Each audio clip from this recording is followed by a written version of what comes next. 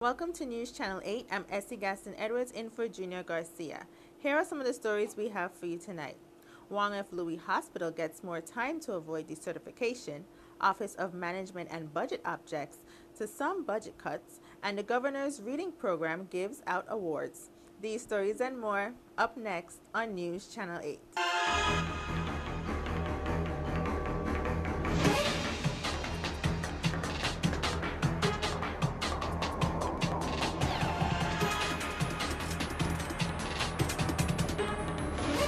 Meaningful Beauty, now available in the Virgin Islands, brings you News Channel 8.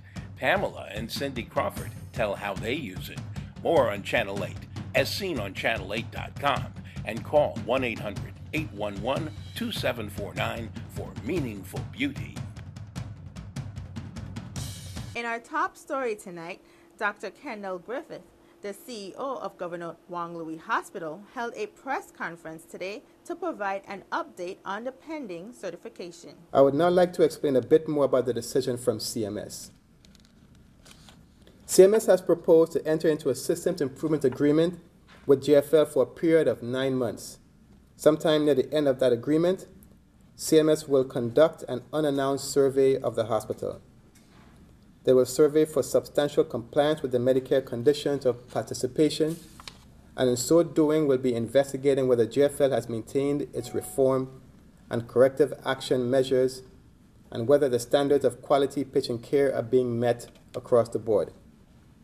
And let me tell you, we welcome this survey.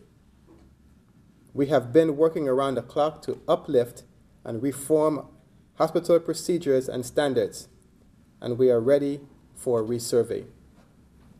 CMS granted this extension because it valued the commitment to quality health care that GFL's management team sincerely expressed at our meeting last Friday in Baltimore, Maryland, and due to the vision as described in our comprehensive corrective action plan.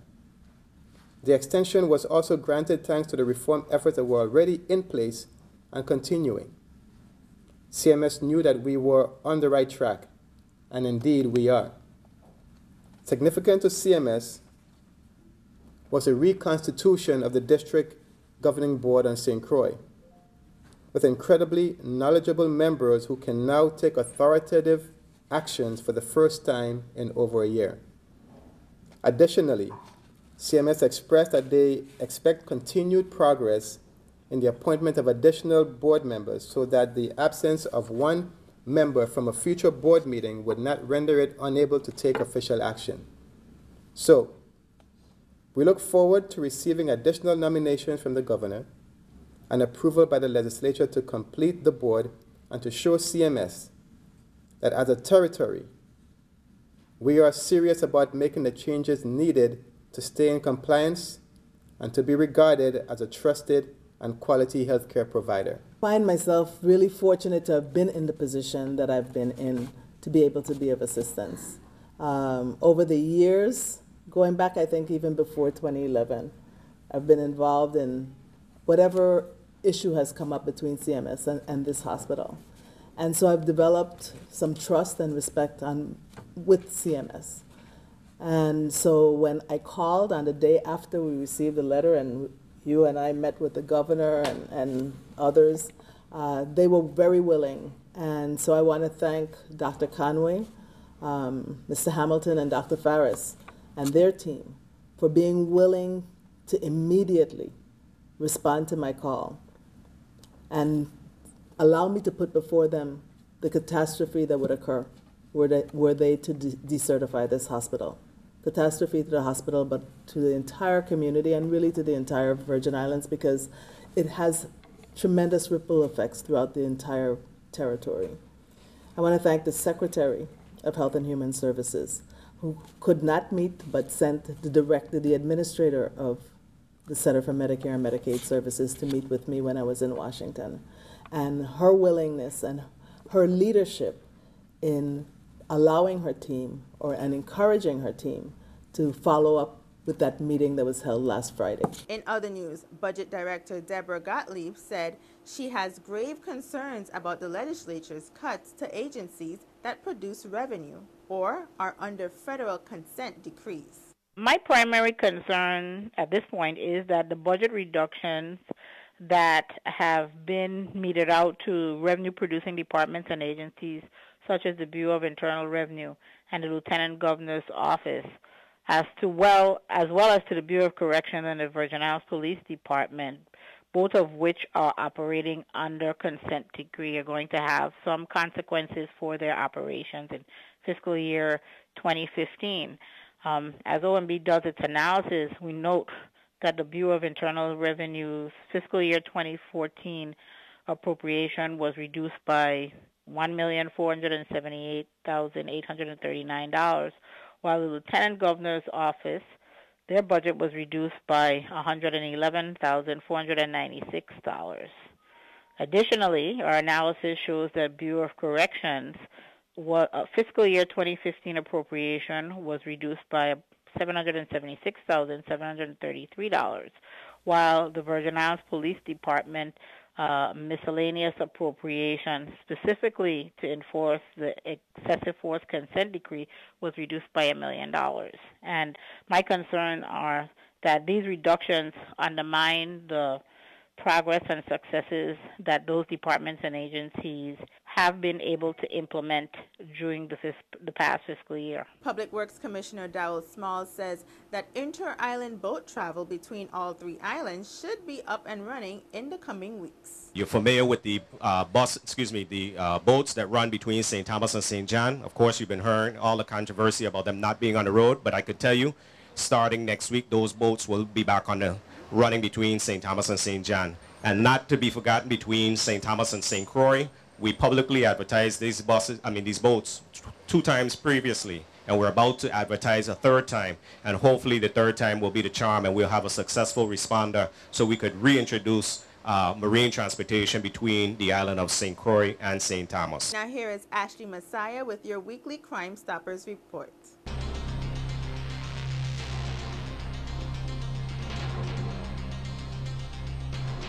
Good evening, everyone. This is Ashley Messiah with your weekly Crime Stoppers. This week, Crime Stoppers USVI was going to change its weekly report to reflect educational articles. However, to accommodate the Virgin Islands Police Department, the following cases are presented. St. Thomas. Your assistance is requested in the cold case on October 1st, 2012 at about 8:40 p.m. A shooting took place near Building 17 of Tutu High-Rise Housing Community. The lifeless body of Kareem Moses, a 19-year-old male of Anna's Retreat, was found lying on the sidewalk with multiple gunshot wounds. If you know anything about this murder, please let us know. St. Croix. On Friday, October 3rd at about 8:50 a.m., police received a call of a possible shooting victim found in Estate Grove residence.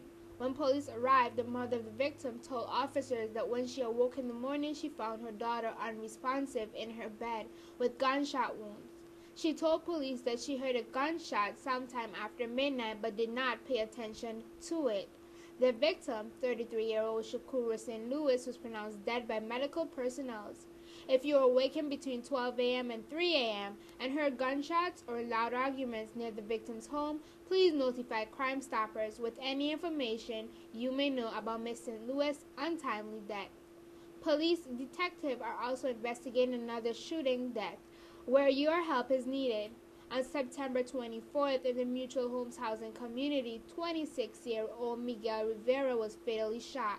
If you know something about either of these cases, tell us what you know. St. John, on September 3rd at about 4:45 p.m., police were dispatched to number 12 contact regarding a burglary.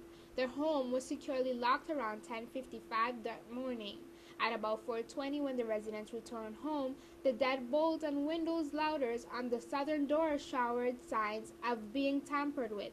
A 32-inch HD TV, an Xbox 360, an innovative cable box, an internet tower, a backpack, a chef's knife, $100 in cash, and shoes had been stolen. If you know something, say something by calling 1-800-222-TIPS or log on to www.crimestoppersusvi.org and click on Submit a Tip. This is Ashley Messiah with your weekly Crime Stoppers for News Channel 8.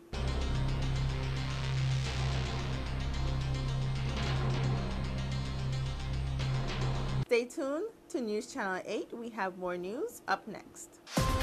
This is News Channel 8.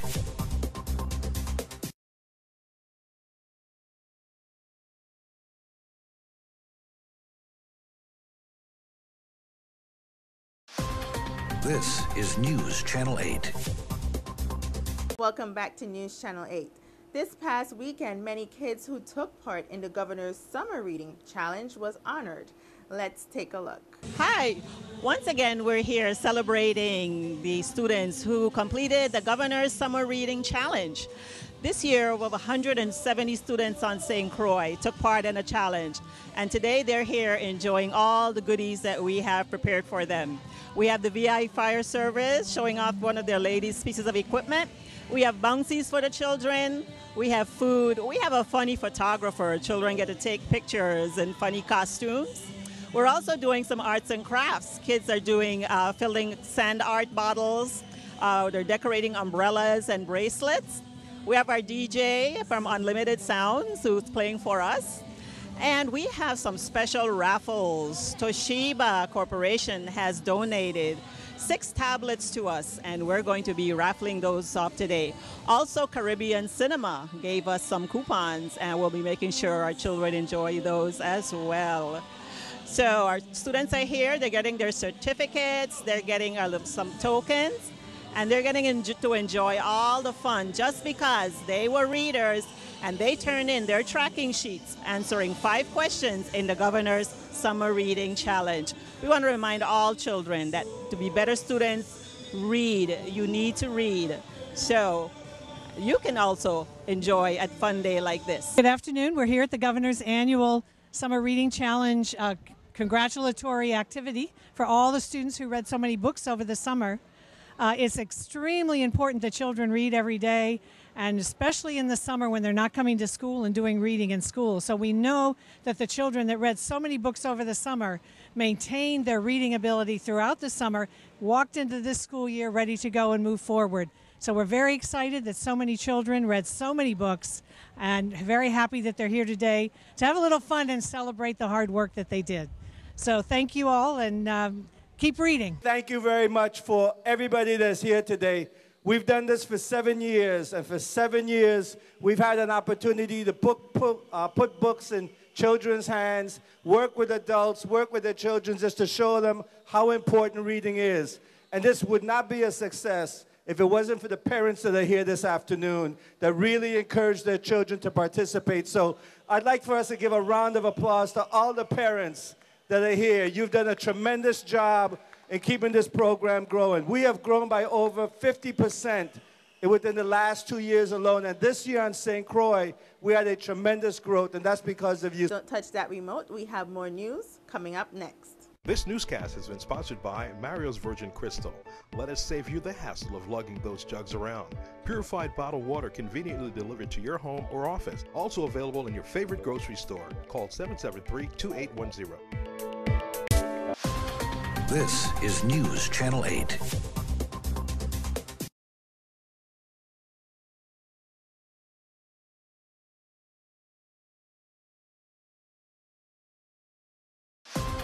This is News Channel 8.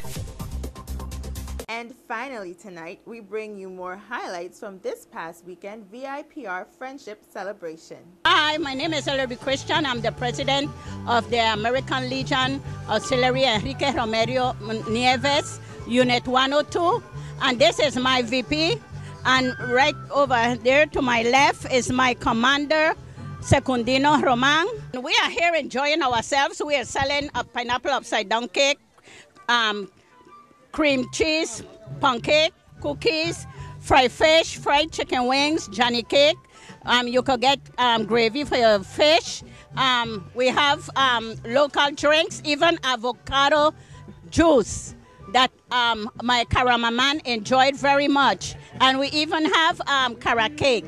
And thank you for this opportunity of introducing the American Legion Unit 102 and Post 102. And we are urge all veteran families, members, those that have families that are veterans to join either the post, the American Legion post, or their auxiliary, because it's great help to our veterans. You know, our veterans are in dire help in these Virgin Islands. Thank you. Good afternoon. Here we are at the VIPR Friendship for 2014. We're having a great time. It's hot, nice and sunny, but a lot of food. We're here promoting Dish Network. This is Roy Avila. How you doing? Having a great time over here. Enjoying ourselves with everybody else. If you guys need any cable, right, that we can afford, right, just give us a call at 642-1374 or 201-0091. 201-0091, 727-8623. Very much. Call Dish. Hi, good afternoon. We're here at the VIPR Fun Day, and you're not here because you're watching this. Too bad you missed it. I'm Patasha. I'm the owner of Crucian Ice, and we are here serving up local flavors of local Italian ices. We have passion fruit and tamarind, and of course our favorite among the kids, rainbow. So if you're ever having an event, parties, weddings, anything you can think of, give us a call. Our number is 277-3943, and we should be at your next party or your next event. Good afternoon. My name is Lucy Rodriguez, and we are here with American Cancer Society, U.S. Virgin Island, with our new fundraiser that is making stride against breast cancer, and it's going to be held on October 18 and finish the fight against breast cancer. We have some of our volunteers here, and we are also selling the t-shirt for finish the fight against breast cancer. We are at the VI Puerto Rican Friendship Day, Family Fun Day, and like you see, today I'm doing 3 hats. I'm doing American Cancer Society, ARP, and VIPR. So, and remember, tough guys were pink. So we encourage everybody to come our walk. And we also gonna have Zumba on October 17 at the DC Canigeta. All the money raised is going to be to fund mammogram for the cancer patient of the island that have no insurance. So please, everybody come down. Your weather report is up next. Your weather, coming up next.